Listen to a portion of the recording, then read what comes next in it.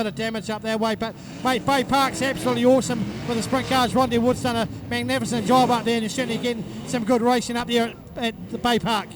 Yeah, Rodney and Melissa Webb at Bay Park have done an awesome job. They've turned that place into something that everyone wants to go to, and a racetrack that's racy now, and it's probably one of the fastest places we go to in New Zealand. Like, it really teaches you a lot on how to run a sprint car and how to use the wing, and it would be awesome for some of these South Islanders to come up there and run with us and kind of see where we all stack up. But hopefully, yeah, that's something we can do in the future.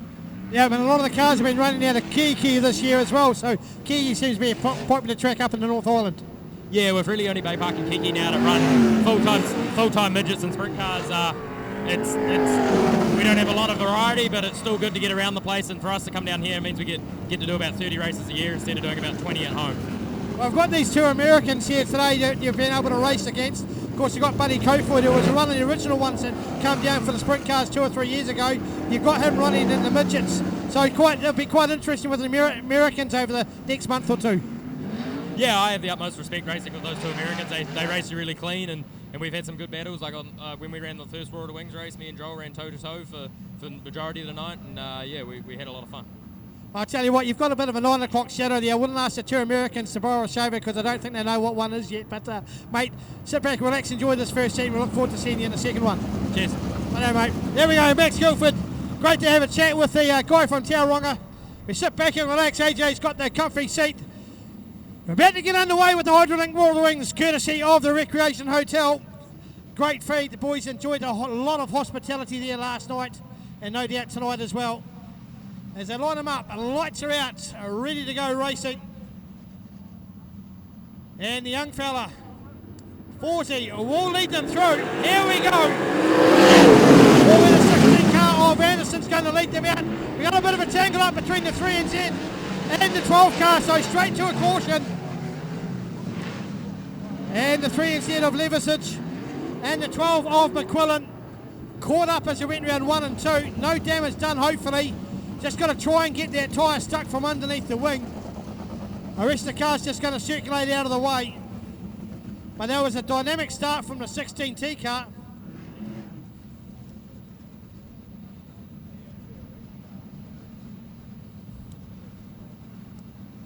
And I'll have to do it all again on a restart. We're just going to try and get these two cars separated, so I'll send the rest of the field through the infield. And Levicic, I think last time he was here, I think he had a wee bit of a roll down turn 3, was it last year? So he'll be looking for good things. It is one of his favourite tracks. Good to see him back out on the field, so hopefully not too much damage there. Looks like all the tyres are inflated. So hopefully just do a bit of a steering check. We'll get a couple of push cars in behind them, get them fired back up again.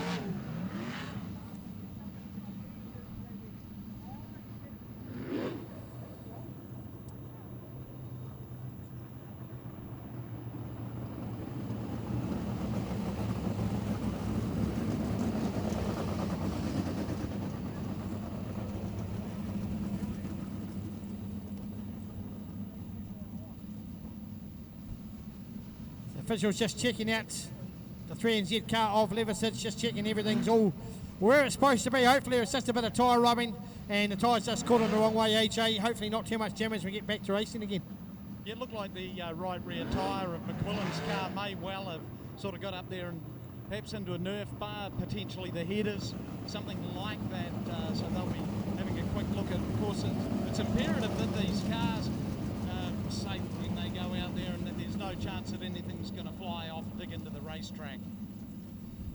Yeah, it looks like the 3NZ car's good to go, just going to get fired up. Wait for it to lock it into gear. There he goes, he's got his handle on the gear lever. Yeah, it's going to release it off. There he goes, it's pushing it off. He knows what he's up to. See the wheels lock up. That's putting it in the race gear. It'll click in, and once it's fired up, it'll take off. There we go, not quite. Yeah, it's got it going now. Looks like we're okay with the 12 car as well, so it looks like we're going to restart with a full field. Always good to see here. Yeah, the thing about sprint cars, Jody, is they're a direct drive, so they're either in gear or they're out of gear. There's no in between, and you know what, I often don't know that you'd say they have a throttle and then they've got a detonator. I'm a bit like that when I was in the front row. I was either full gear or no gear at all. That's when I was out on the wing.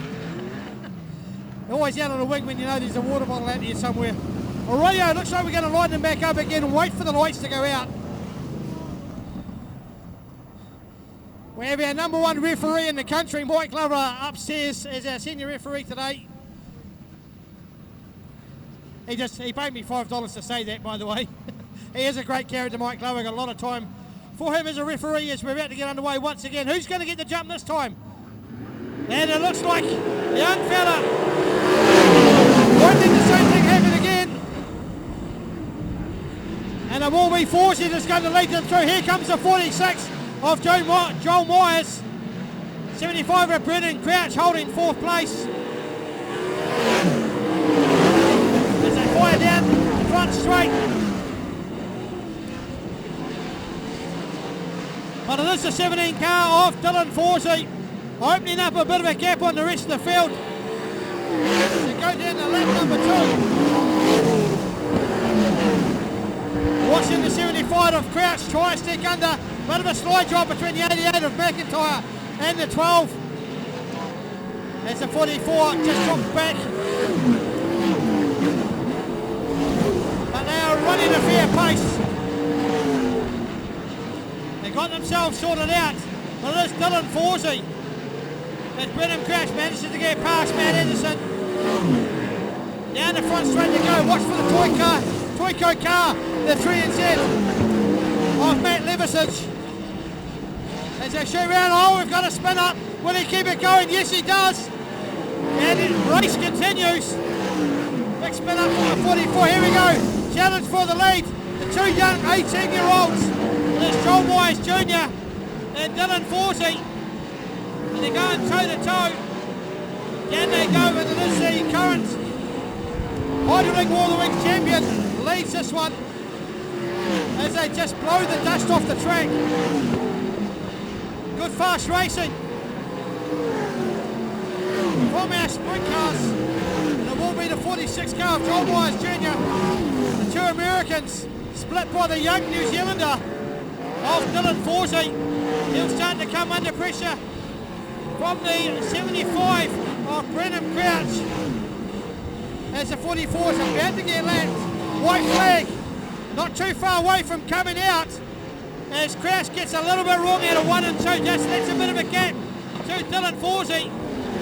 Comes back out of as a white flag comes out last lap. Forsey just tries to hold that gap, keeps it low. Battle on for second place as Joel Myers Jr. just leads him through.